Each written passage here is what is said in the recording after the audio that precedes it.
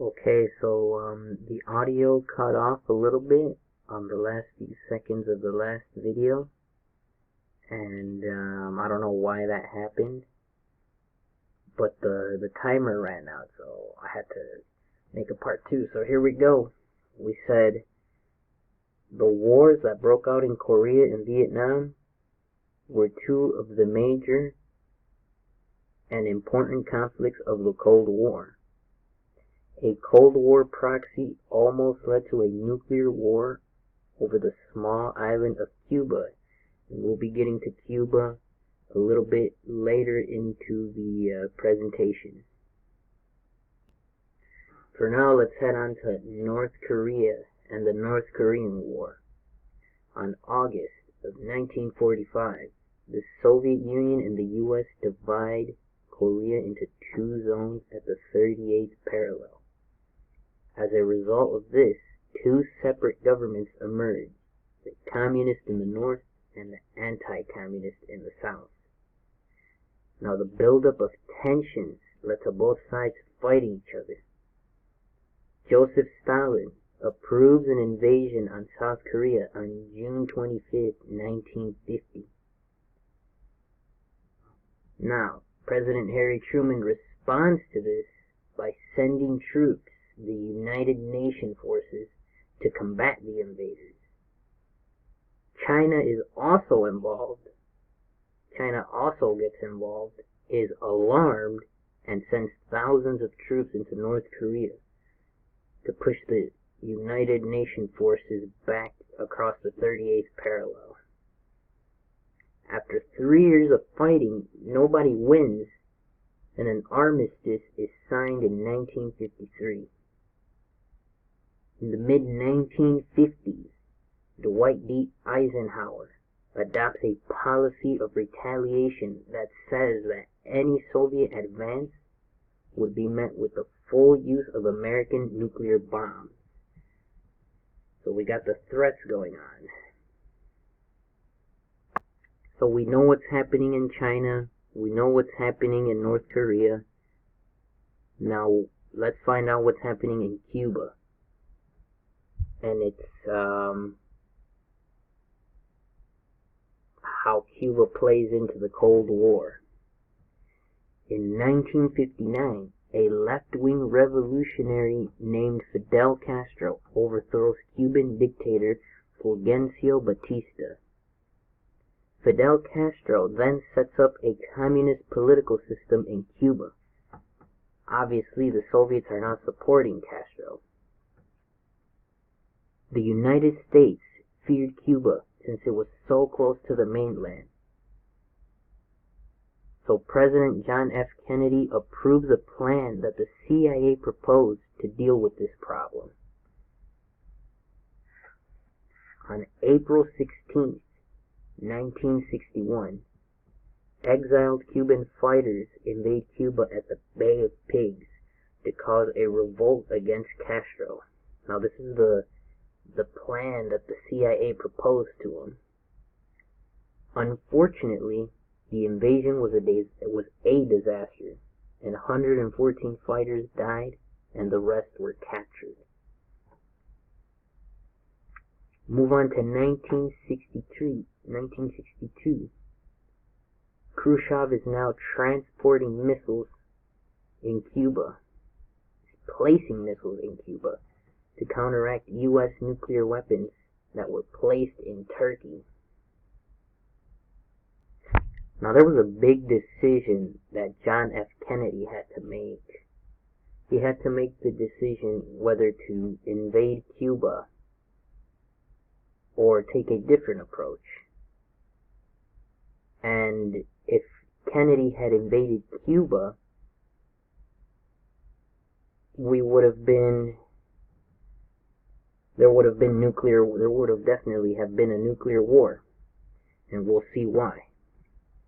On October 1962, Kennedy realizes that the Soviets were transporting missiles to Cuba. So what does Kennedy do? Kennedy blockades Cuba to stop this. Now Kennedy and Khrushchev, they want to work something out. So Khrushchev agrees to stop the transportation if Kennedy promises not to invade Cuba. So that did happen. Khrushchev agreed to stop it, and Kennedy promised not to invade Cuba. Now you move on all the way to 1962, 30 years later.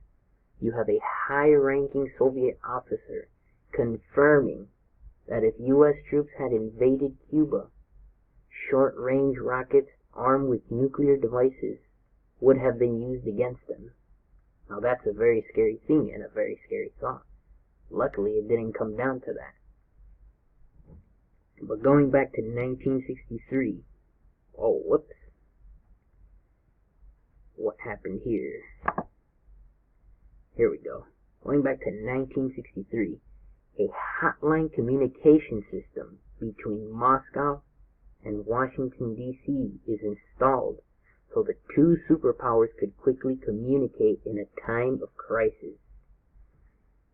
It's important to have communication, that way things don't get any worse.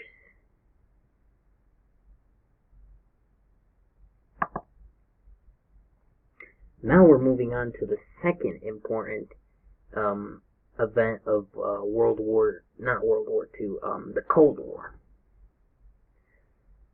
After World War II, most states in Southeast Asia gained independence from colonial rulers. However, France refused to let go of Indochina, which led to the Vietnam War.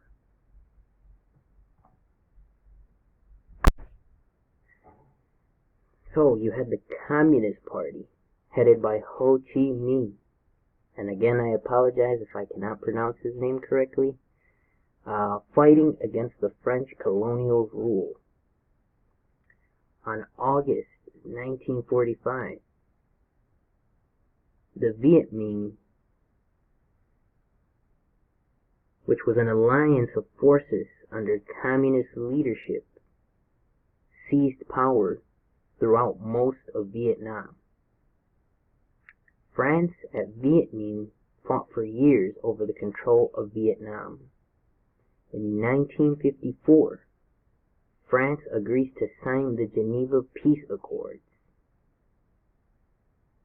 As a result, Vietnam was divided.